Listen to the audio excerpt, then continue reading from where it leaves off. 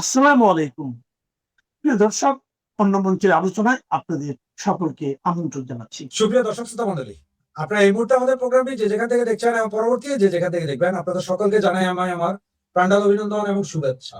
Doctor Yunus ১.৫ বছরের অন্তর্বর্তী সরকারে থাকার সময় ক্ষমতার একেবারে শেষ মুহূর্তে এসে নিজেই নিজেকে ভিভিআইপি ঘোষণা করেছিলেন এবং এসএসএফ নিরাপত্তা ৬ মাস তার প্রাপ্তি হলেও সেটাকে মেটিকুলাস ডিজাইনে ১ বছর করেছিলেন। অর্থাৎ নিজেই নিজের জন্য সর্বোচ্চ রাষ্ট্রীয় নিরাপত্তা ১ বছর নিতে চান, ভোগ করতে চান, এরকম ঘোষণা তিনি দিয়েছিলেন। যখন আজকে তার প্রেসিডেন্ট হওয়ার যে স্বপ্ন, সেই স্বপ্ন ধূলিসাৎ হয়ে গেল, তখন বাতাসে কান পাতলেই শোনা যায় বিভিন্ন আলোচনা এবং সেই আলোচনার মধ্যে অনেক বড় আলোচনা ডক্টর ইউনূসকে কেন্দ্র করে। ডক্টর ইউনূসের ব্যাপারে আগামী মাস থেকেই, অর্থাৎ মাননীয় প্রধানমন্ত্রীর ভারত সফরের পর থেকে আগামী মাসেই বড় বড় কিছু ঘটনা ঘটতে চলেছে, এরকম আলোচনা চতুর্দিকে চলছে। এই ব্যাপারে বাংলাদেশের ব্লিটসের সম্পাদক সালাউদ্দিন শোয়েব চৌধুরী একটা ফেসবুক পোস্টও দিয়েছেন। চতুর্দিকে গুঞ্জন, সালাউদ্দিন শোয়েব চৌধুরী বেশ ক্ষুরধার সাংবাদিক, তার ফেসবুক পোস্ট এবং তিনি এখন পর্যন্ত যে ব্যাপারগুলো নিয়ে ফেসবুক পোস্ট দিয়েছেন সেগুলো মোটা দাগে আমরা সত্য হতেও যখন দেখেছি। রাষ্ট্রপতির পদত্যাগ, সাবেক রাষ্ট্রপতির পদত্যাগ বিষয়ে একেবারে কনফার্ম তিনি করেছিলেন, শুক্রবারে তিনি পদত্যাগ করবেন, সেটাই ঘটলো। বিদেশ থেকে দ্রুত ছুটে আসলেন স্পিকার। এই ঘটনাগুলো আমরা মিলে যেতে দেখেছি। সালাউদ্দিন শোয়েব চৌধুরী এখন যে কথাটা বলছেন সেটাও কি মিলবে? ডক্টর ইউনূসের ভাগ্যে কি দুর্যোগের ঘনঘটা নেমে আসছে? চলুন একটু আলোচনা করে বোঝার চেষ্টা করি এই ভিডিওতে। থাকবেন পলিটিক্স টিভির দর্শক। বলছিলাম, সেপ্টেম্বরে রাজনীতিতে অনেক কিছু ঘটবে বলে চতুর্দিকে আলোচনা হচ্ছে। কি আছে সেপ্টেম্বরে আদতে? বলা হচ্ছে যে শেখ হাসিনা তার ডিসেম্বরের মধ্যে ফেরার যে টার্গেট, সেটা সেপ্টেম্বরেই ফিরছেন, এটা প্রায় নিশ্চিত। ভারতীয় গণমাধ্যম, ভারতের বিভিন্ন সাংবাদিক এবং গ্রহণযোগ্য সাংবাদিক, বিতর্কিত না, গ্রহণযোগ্য সাংবাদিকরাই বলছেন সেপ্টেম্বরেই শেখ হাসিনা ফিরছেন। যদি এটা সত্য হয় তাহলে সেপ্টেম্বরে আরও অনেক কিছু ঘটবে। এদিকে চতুর্দিকে গুঞ্জন, সেপ্টেম্বরে ডক্টর ইউনূসের ওপরে বেশ কিছু দুর্যোগ নেমে আসতে পারে রাষ্ট্রীয়ভাবে। তার মধ্যে অন্যতম হচ্ছে তার যে ভিভিআইপি মর্যাদা, ভিভিআইপি প্রোটোকল, সেটা বাতিল হয়ে যেতে পারে। কেন হঠাৎ করে এই ভাবনাটা তৈরি হলো এবং সালাউদ্দিন শোয়েব চৌধুরীও কেন এটা ভাবছেন? তার ফেসবুক পোস্টটা দেখে নিন। তিনি ২-৩টা পয়েন্ট খুব গুরুত্বপূর্ণ বলছেন। কিছু সেন্সিটিভ ব্যাপারও বলছেন, সেগুলো আমরা অ্যাভয়েড করতে চাই। মানে বিভিন্ন একটা, বিশেষ করে একটা দেশের রাষ্ট্রদূতের মানে অফিস নিয়ে, সেখানে বিভিন্ন ঘটনা নিয়ে, সেগুলো অ্যাভয়েড করতে চাই টেকনিক্যাল কারণে। কিন্তু তিনি ডক্টর ইউনূস ব্যাপারে যে কথাগুলো বলছেন সেই কথাগুলো নিয়ে আলোচনা করতে চাই। দেখে নিন তার পোস্ট। সেখানে তিনি বলছেন মোহাম্মদ ইউনূসের ভিভিআইপি সুবিধা বাতিল হতে পারে, সেপ্টেম্বরে ঘটবে আরও কিছু ঘটনা, এটা এই শিরোনামে তিনি লিখছেন। তিনি বলছেন ডক্টর ইউনূসের যে ভিভিআইপি সুবিধা, সেই সুবিধা দিয়ে বাতিল হয়ে যাবে। সেপ্টেম্বরেই তার মানে ৬ মাস হবে, পূর্ণ হয়ে ৭ম মাস সেপ্টেম্বর। সেই ৭ম মাসে গিয়ে তার যে যদি এই সুবিধা বাতিল হয়ে যায়, তাহলে তিনি ৬ মাসের বেশি সুবিধা ভোগ করতে পারলেন না। এই বাস্তবতায় কি যেতে হবে তাকে? বলা হচ্ছে যে হামের টিকার যে কেলেঙ্কারি, এবং এখন পর্যন্ত প্রায় ৯০০ শিশুর হামে আক্রান্ত হয়ে যে মহামারীর মানে রূপ বাংলাদেশে ধারণ করেছে, ৯০০ শিশুর মতো মৃত্যু হয়েছে, যদিও সেটা সরকারি হিসাবে, বেসরকারি হিসাবে আরও অনেক বেশি। সেই ঘটনাকে কেন্দ্র করে একেবারে স্পেসিফিকভাবে এই তার স্পেশাল যে সুযোগ উঠে যাওয়ার পরে তার নামে মামলা হবে বিভিন্ন আদালতে, এবং অনেকগুলো মামলা হবে, এরকমটা বলছেন যে হামিদ টিকা কেলেঙ্কারির ফলে শত শত শিশু নিহত হওয়ার ঘটনায় মামলা হবে ইউনূস, নূরজাহান এবং সংশ্লিষ্টদের বিরুদ্ধে। নূরজাহান মানে তার স্বাস্থ্য উপদেষ্টা এবং তার বহুদিনের সহযোগী গ্রামীণ ব্যাংকের, তার নামেও মামলা হবে, এটা বলছেন। তিনি বলছেন যে ইউনূস গ্যাং সদস্যদের দুর্নীতির বিরুদ্ধে দুদকের ফাস্ট ট্র্যাক তদন্ত ও মামলা হবে। অর্থাৎ দুদক খুবই দ্রুত লয়ে তদন্ত শুরু করবে তার বিরুদ্ধে, যে তার এবং তার সরকারের বিভিন্ন উপদেষ্টাদের বিরুদ্ধে, বিভিন্ন পর্যায়ের সদস্যদের বিরুদ্ধে যে দুর্নীতির অভিযোগ দুদকে এতদিনে জমা হয়েছে, সেগুলো খুব দ্রুত তদন্ত শুরু হবে, এমনটা বলছেন তিনি। বলছেন যে ইউনূস গ্যাংয়ের সদস্যদের বিদেশে ভ্রমণে নিষেধাজ্ঞা আসতে পারে। আমি ঠিক বুঝতে পারছি না যে কেন সেটা হবে। যতক্ষণ পর্যন্ত কারো কোনো অপরাধ আদালতে প্রমাণিত না হচ্ছে ততদিন পর্যন্ত বিদেশ যাত্রায় নিষেধাজ্ঞা কেন আসবে, কিভাবে আসবে, সেই প্রশ্নটা ব্যক্তিগতভাবে আমারও। এটা মানে মিলছে না, কেন যেন মিলছে না। মানে এত আপনি যদি কল্পনা করেন কিংবা ভাবেন যে এত কিছু একসাথে হবে, সেটা বোধহয় সত্য নাও হতে পারে। তিনি আরও বলছেন, অর্থনৈতিক খাতে ইউনূস এবং তার গ্যাংয়ের সদস্যদের বিষয়ে ফাস্ট ট্র্যাক তদন্ত হবে। অর্থাৎ অর্থনৈতিক খাতে যে দুর্নীতি কেলেঙ্কারির বহু খবর আমরা শুনছি, সেগুলো নিয়েও তদন্ত শুরু হতে পারে। এবং তিনি বলছেন যে আমাদের প্রধানমন্ত্রী ভারত সফরের পরে এরকম কিছু ঘটনা দ্রুত লয়ে ঘটতে থাকবে। আরও অনেক দিক থেকেই গত কয়েকদিন থেকেই এই আলোচনাগুলো আমরা মানে বিচ্ছিন্নভাবে শুনছিলাম যে প্রফেসর ইউনূস যদি রাষ্ট্রপতি হতে ব্যর্থ হন, তাহলে এতদিন পর্যন্ত গত 6 মাসে যে ব্যাপারগুলো ঘটেছে, তার নামে মামলা অভিযোগ এগুলো দায়ের করার চেষ্টা করা হয়েছে, সেগুলো খারিজ করে দেওয়া হয়েছে, সেগুলোর একটা উল্টো চিত্র এখন দেখা যাবে। অর্থাৎ প্রফেসর ইউনূস যে এখন তার প্রভাব হারিয়ে ফেলেছেন, এটা যখন একেবারে প্রমাণিত সত্য হিসেবে দাঁড়িয়ে গেছে, তখন ব্যাপারগুলো অন্যরকমভাবে ঘটবে। গত 6 মাসে এই রাষ্ট্রপতি হতে পারেন এরকম থিঙ্কিং কিন্তু সমাজের সব শ্রেণীর, সর্বোচ্চ শ্রেণী থেকে নিম্ন শ্রেণী পর্যন্ত বহু মানুষের মনের মধ্যে কাজ করছিল। অনেকে ভাবছিলেন যে শেষ মুহূর্তে হয়তো বিদেশি চাপে মানে তাকে রাষ্ট্রপতি করতে বাধ্য হতে পারে বর্তমান সরকার।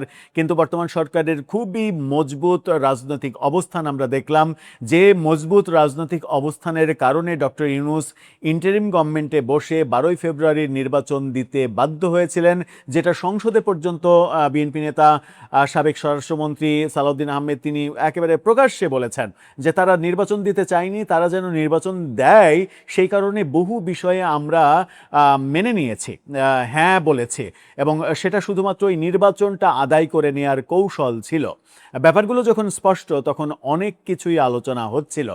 এখন দেখার বিষয় যে সত্যিই সেগুলো হয় কিনা। আমরা জানি না সেগুলোর কোনোটাই হবে কিনা। তবে রাষ্ট্রপতি হওয়ার মিশনে তার এই ব্যর্থতা তার এবং তার সহযোগী অনেককেই বিপদে ফেলতে পারে, বিপদে পড়ার মতো ঘটনা ঘটতে পারে। এটা মানে এটা খুব একটা উড়িয়ে দেওয়ার মতো না। বলছি না যে এরকম কিছু ঘটবে, তবে এটা আপনি উড়িয়ে দেবেন, মানে এটা তোয়াক্কাই করবেন না, পাত্তাই দেবেন না, সেরকমটা বোধহয় না। মানে এতটা গুজব বোধহয় না, কিছু একটা তো হবে। কিন্তু আমার কেন যেন মনে হয় যে সালাউদ্দিন শোয়েব চৌধুরী যে ব্যাপারগুলো বলছেন যে তার উপরে দুর্যোগ নেমে আসবে, মামলা হলে গ্রেপ্তার হওয়া, এটা ওটা অনেক কিছুর ইঙ্গিত দিচ্ছেন তিনি, কিন্তু সেগুলো বোধহয় কিছু হবে না। কারণ মামলা হয়তো হতে পারে, তার ভিভিআইপি সুবিধা হয়তো বাতিল হতে পারে, কিন্তু যে ব্যাপারটা হবে না সেটা হচ্ছে গ্রেপ্তার কিংবা বিচারের মুখোমুখি হওয়া। হয়তোবা তার আগেই একটা সিগন্যাল তাকে দেয়া হবে, সেই সিগন্যালে তিনি দেশের বাইরে নিরাপদ আশ্রয়ে চলে যাবেন। প্রিয় দর্শক, সাজ্জাদ কাদির স্বাগত জানাচ্ছি আমাদের চ্যানেলে। এই মুহূর্তে কথা বলবো মির্জা ফখরুল রাষ্ট্রপতি পদে ইউনূস অধ্যায়ের চরম পরিণতি। বাংলাদেশের রাজনীতি এক ঐতিহাসিক মোড়ে এসে দাঁড়িয়েছে। বঙ্গভবনের শীর্ষ পদে কি অবশেষে বসতে চলেছেন মির্জা ফখরুল ইসলাম আলমগীর? ঢাকার রাজনৈতিক অলিন্দ থেকে শুরু করে দিল্লির কূটনৈতিক মহলে এখন একই আলোচনা। একদিকে বঙ্গভবনে নির্বাচিত নতুন রাষ্ট্রপতির গমন, অন্যদিকে প্রতিবেশী দেশের পর্দার আড়ালের রাজনৈতিক দাবা খেলা, সব মিলিয়ে এক মহা নাটকীয় মোড়। রাষ্ট্রপতি পদে মির্জা ফখরুল ইসলাম আলমগীরের আশাটা কি কেবলই একটি রাজনৈতিক দলের অভ্যন্তরীণ সিদ্ধান্ত, নাকি এর পেছনে লুকিয়ে রয়েছে আঞ্চলিক ভূ রাজনীতি আর ক্ষমতার সূক্ষ্ম ভারসাম্য? কেন ইউনূস পরবর্তী রাজনৈতিক বাস্তবতায় এটি আন্তর্জাতিক মহলের কাছে এত বড় বার্তা? ঘটনা প্রবাহের দিকে নজর দেওয়া যাক। রাজধানী ঢাকার আগারগাঁওয়ের নির্বাচন ভবনে এক অভূতপূর্ব রাজনৈতিক কর্মকাণ্ড প্রত্যক্ষ করল দেশবাসী। বিএনপি মহাসচিব মির্জা ফখরুল ইসলাম আলমগীরের পক্ষে আনুষ্ঠানিকভাবে রাষ্ট্রপতি নির্বাচনের মনোনয়নপত্র জমা দেওয়া হয়েছে। মনোনয়নপত্র দাখিলের শেষ তারিখ আজ 13 আগস্ট। অনুমোদন ও যাচাই বাছাই শেষে চূড়ান্ত ভোট গ্রহণ আগামী 20 আগস্ট, অর্থাৎ আর মাত্র কয়েকটা দিন। এর মাধ্যমে বাংলাদেশ এক নতুন সাংবিধানিক রাষ্ট্রপ্রধান পেতে যাচ্ছে। কিন্তু প্রশ্ন উঠছে, হঠাৎ কেন এই পদে মির্জা ফখরুল ইসলাম আলমগীরকে বেছে নেওয়া হলো? রাষ্ট্রপতি পদে মির্জা ফখরুল ইসলাম আলমগীরের মতো একজন মূলধারার অভিজ্ঞ এবং সর্বজন গ্রাহ্য রাজনীতিককে মনোনয়ন দেওয়ার ঘটনাটি রাজনৈতিক বিশ্লেষকদের মতে অত্যন্ত দূরদর্শী সিদ্ধান্ত। কারণ এটি স্পষ্ট বার্তা দেয় যে বাংলাদেশে অন্তর্ভুক্তিমূলক ও টেকসই রাজনীতির যে আন্তর্জাতিক প্রচেষ্টা চলমান রয়েছে তা সঠিক পথে এগোচ্ছে। সুশীল সমাজের কোনো অরাজনৈতিক প্রতিনিধি বা ডক্টর মোহাম্মদ ইউনূসের মতো ব্যক্তিকে যদি আবার কোনো রাষ্ট্রীয় অবস্থানে বসানো হতো, তবে দেশের রাজনৈতিক পরিস্থিতি অন্যদিকে মোড় নিতে পারত, সৃষ্টি হতে পারত নতুন ধোঁয়াশা। চলুন এবার নজর দেওয়া যাক পর্দার পেছনের আসল কূটনৈতিক লড়াইয়ের দিকে। দক্ষিণ এশিয়ার ভূ রাজনীতিতে ঢাকাকে কেন্দ্র করে গত কয়েক সপ্তাহ ধরে যা ঘটেছে তাকে বলা চলে কূটনৈতিক স্নায়ুযুদ্ধ। কূটনৈতিক অঙ্গনে গত 7 দিন ধরে সবচেয়ে বড় দৌড়ঝাঁপ ছিল কে হচ্ছেন বাংলাদেশের পরবর্তী রাষ্ট্রপতি। এই প্রশ্নে বিশেষ করে প্রতিবেশী দেশ ভারত অত্যন্ত আগ্রাসী ও দৃশ্যমান রাজনৈতিক তৎপরতা চালিয়েছে। ভারতের কূটনৈতিক মহলের মূল লক্ষ্যই ছিল এক বিশেষ নির্দিষ্ট ব্যক্তিকে বঙ্গভবনের দৌড় থেকে যে কোনো মূল্যে থামানো। সূত্রের খবর এবং রাজনৈতিক পর্যবেক্ষকদের দাবি, ভারতের সেই ভূ রাজনৈতিক কৌশল সফল হয়েছে। দিল্লির নীতি নির্ধারকরা স্পষ্টভাবে বার্তা দিয়েছিল, বাংলাদেশে তারা এই বিশেষ ব্যক্তিকে আর কোনো বড় নীতি নির্ধারণী বা সাংবিধানিক পদে দেখতে চায় না এবং ভবিষ্যতেও দেখতে দেবে না। ফলে ঢাকার মসনদে ক্ষমতার ভারসাম্য ধরে রাখতে ভারত তাদের কূটনৈতিক ওজন পুরোপুরি ব্যবহার করেছে। অপরদিকে ঘরোয়া রাজনীতিতে বিএনপি প্রমাণ করেছে তারা ক্ষমতার রাজনীতিতে ভারসাম্য ধরে রাখতে সিদ্ধহস্ত। অরাজনৈতিক সরকারের ম্যাচ শেষে গণতান্ত্রিক ধারায় ফেরার যে রূপরেখা, সেখানে মির্জা ফখরুল ইসলাম আলমগীরকে রাষ্ট্রপ্রধান হিসেবে নিয়ে আসা এক বিশাল মাস্টার স্ট্রোক। একই সাথে বিশ্লেষকরা জোর দিয়ে বলছেন, এই রাজনৈতিক পট পরিবর্তনের মধ্য দিয়ে ডক্টর মোহাম্মদ ইউনূসের প্রশাসনিক ও রাজনৈতিক অধ্যায়ের চূড়ান্ত সমাপ্তি ঘটে গেল। অরাজনৈতিক বা সুশীল সমাজের উপর ভর করে দেশ চালানোর যে চ্যাপ্টার খোলা হয়েছিল তার দিন এখন শেষ। বরং অরাজনৈতিক শক্তিগুলোর জন্য হয়তো রাজনৈতিকভাবে এক করুণ পরিণতি বা চরম ব্যর্থতার বাস্তবতা অপেক্ষা করছে। এবং ইউনূস গঙের কপালে দুঃখ আছে কিনা সেটি এখন বিবেচ্য, কারণ ইউনূস গঙের শাসন আমলের 18 মাস কেমন ছিল, কিভাবে ছিল সেটি কিন্তু বিবেচ্য। ইউনূস বাংলাদেশের আইনের আওতায় আসে কিনা সেটিও এখন বড় প্রশ্ন হয়ে দেখা দিয়েছে, কারণ বিশ্ব শক্তি ইউনূসের সাথে নেই। বিশ্ব শক্তির না থাকার বড় নিদর্শন জাতিসংঘ মহাসচিব পদে ইউনূসের অবস্থান নিশ্চিত হয়নি এবং বাংলাদেশি শক্তি তার পক্ষে নেই, সেটির নিদর্শন ইউনূস বঙ্গভবনের বাসিন্দা হতে পারল না।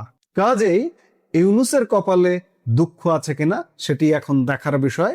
একটি স্থিতিশীল রাষ্ট্রের জন্য পেশাদার রাজনীতিকদের হাতেই যে শাসন কাজের লাগাম থাকা উচিত।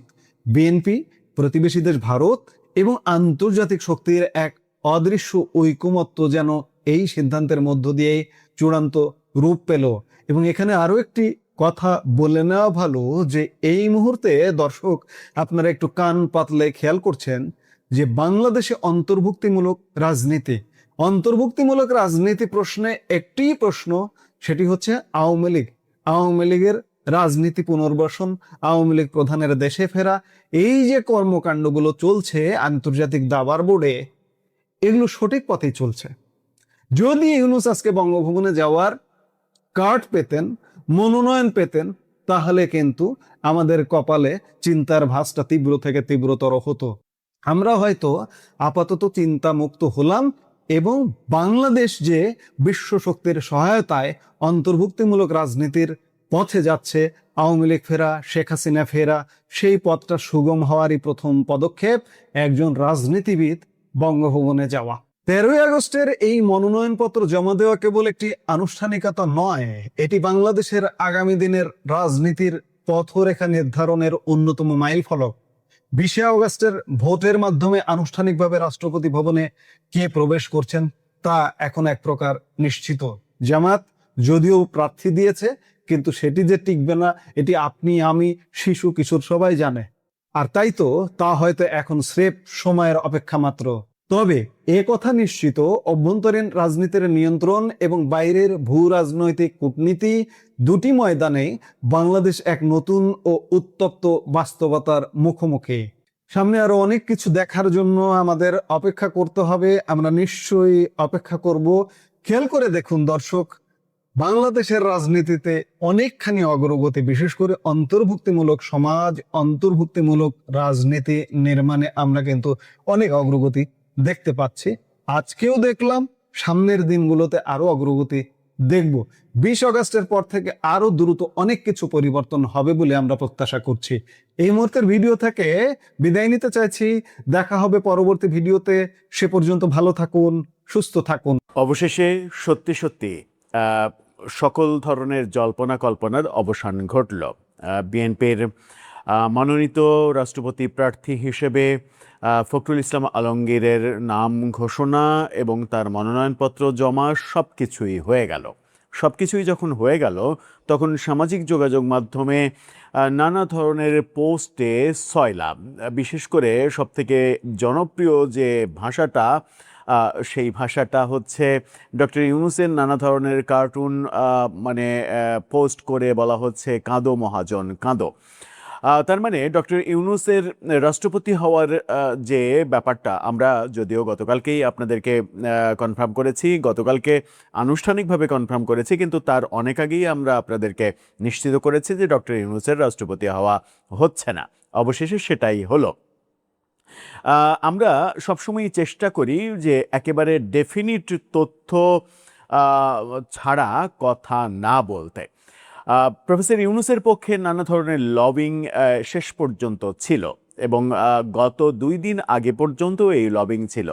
আজকেও একটা টান উত্তেজনা ছিল যে যেহেতু রাষ্ট্রপতি প্রার্থী হিসেবে ফখরুল ইসলাম আলমগীরের নাম অলরেডি নানা দিকে আলোচিত হয়ে গেছে এবং বিএনপির মনোভাবেও স্পষ্ট হয়েছে তিনিই রাষ্ট্রপতি হচ্ছেন, সেটা সত্ত্বেও কেন আজকে শেষ দিনে, যখন আজকে মনোনয়নপত্র জমা দেওয়া হবে, সেই দিনে এসে বিএনপির স্থায়ী কমিটির বৈঠক কেন ডাকা হলো? তার মানে কি একেবারে শেষ মুহূর্তে এসে বিএনপি সিদ্ধান্ত পরিবর্তন করতে চাইছে?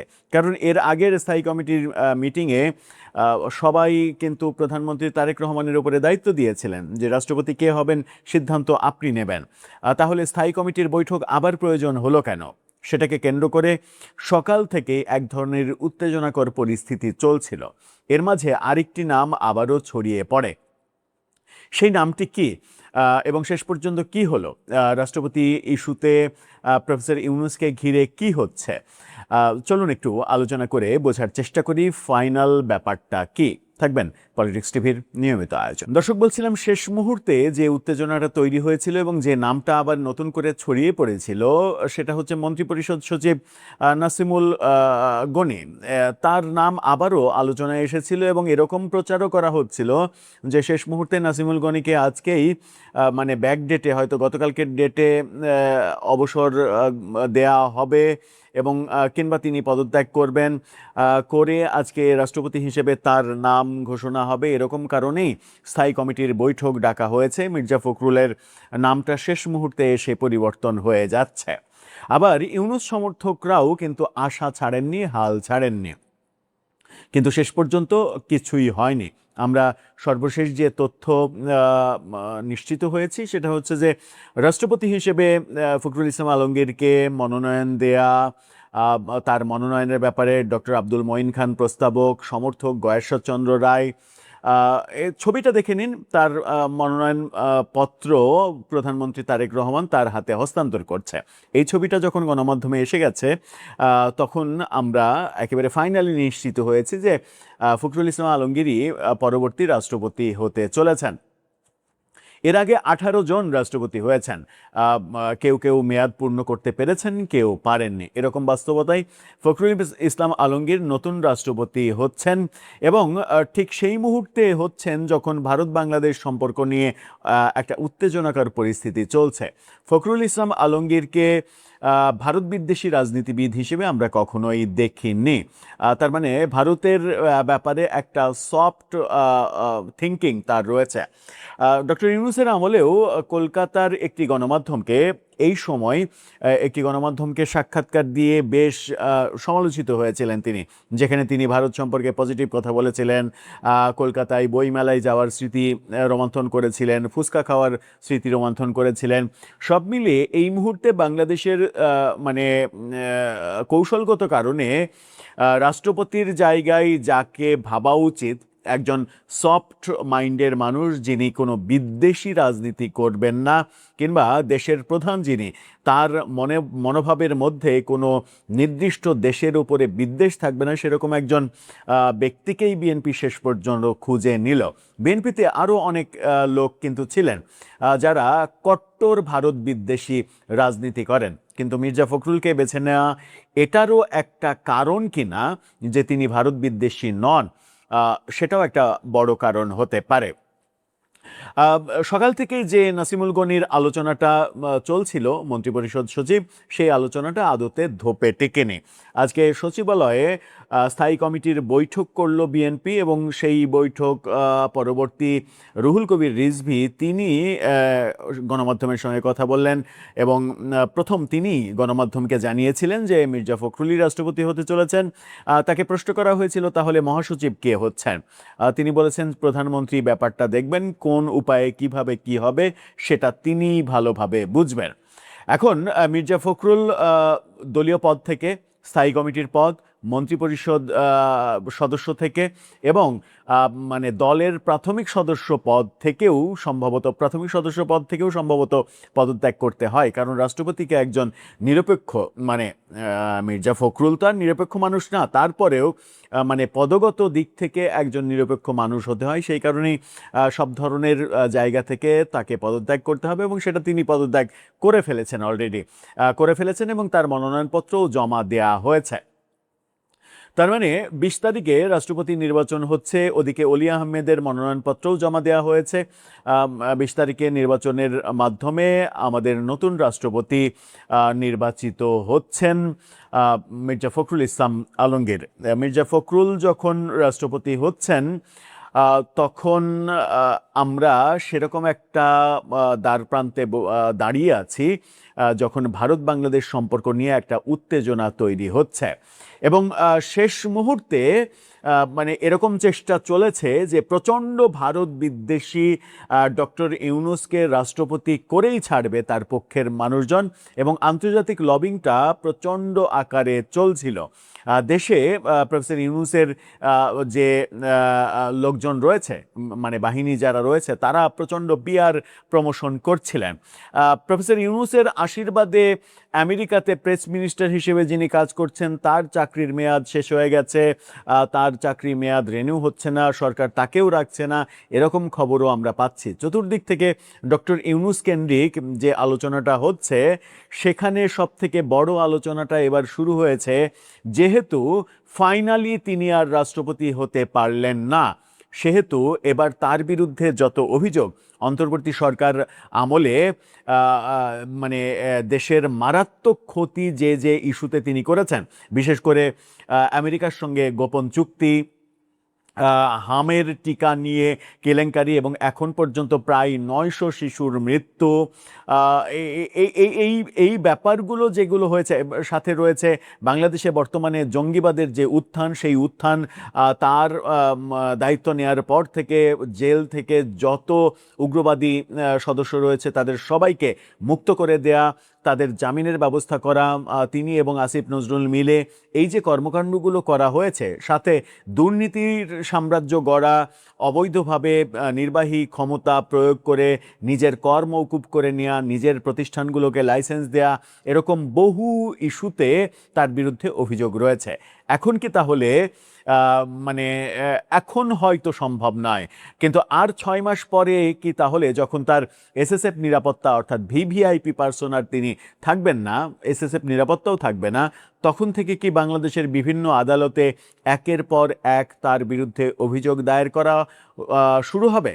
নাকি ততদিনে তিনি আসলে দেশেই থাকবেন না, তিনি মানে মন্ত্রটা বুঝে গেছেন, এই দেশের মানুষ তাকে আর গ্রহণ করছে না, এবং তাকে গ্রহণ না করার কারণ তিনি নিজেই তৈরি করেছেন। 1.5 বছরের শাসনামলে দেশে চাকরির বন্যা বইয়ে যাবে, তিনি তার মেটিকুলাস প্রেস সেক্রেটারিকে দিয়ে বলিয়েছিলেন, তিনি নিজে বলেছিলেন দরখাস্ত আসছে আমাদের কাছে, প্রচুর দরখাস্ত আসছে।